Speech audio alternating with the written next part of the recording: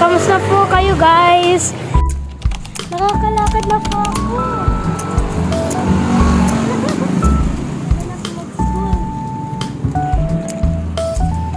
Sorry, since Wednesday, ngayon nakakapasok na ako. Yay! Papunta po doon sa hintayan para maghintay po ng tricycle. Ba't gusto pa pumasok ka naman bukas? Wow! Kapag okay na. Gusto ko na po makita classmate ko eh. Sino gusto mo makita sa classmate mo? Ha? Ba't gusto mong pumasok at hirap-hirap ka pa maglakad? Ha? Si Ainsley po yung gusto ko makita. Ay. Wala ko sana yung gusto mo makita eh. Right. So, waiting ano na po ka. Eh. Papers.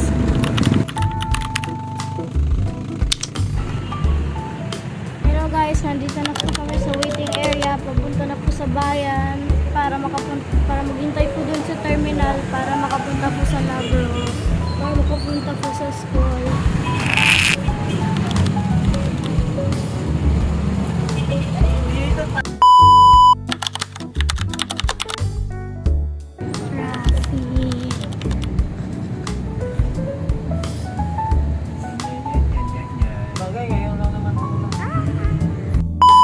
Pag niyo po kayo bash, punta po ako sa school para makita ko na po yung classmates ko po at nakatinda na din po ng mga candies.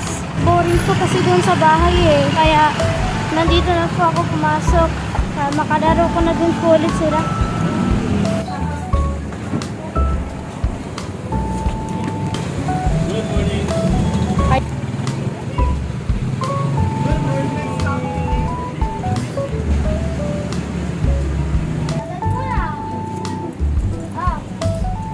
Ano to? Buksan mo po. Pwede na po makalakad. Kayo ko na po lumakad. Malamang. Napaplat ko na po yung aking paa.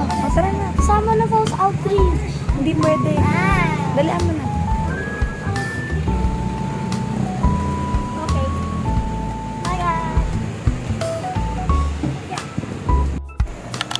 Hello po. Uwian na po namin. Tapos nakuha ko na po ID ko. Ay.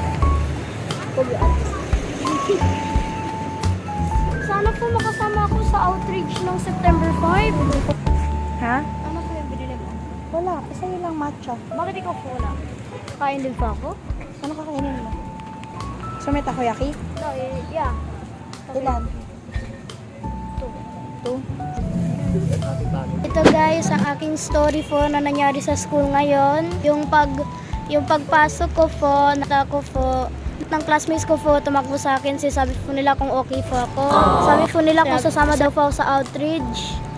Hindi po ako makakasama sa outreach kasi sa sakit ko pong paa. Guys, sorry po maingay kasi nasa Robinson po kami. Gusto ko lang po ipakita sa iyo yung aking exam scores po. Pagkatapos po na ito, may gagawin si ate. Tapos pagkatapos po niyan, uwi na po kami. Ito po mga ano po.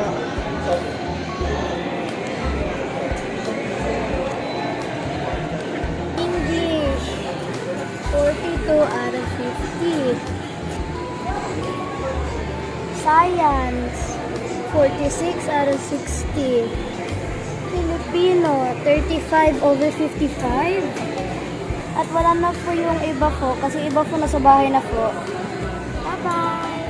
Hindi ko po pwede ipakita sa iyo yung pangalan po nila kasi hindi po ako sabi po sa kanila. I-add ko na po sila ngayon. Tinulat ko po dito yung mga pangalan po.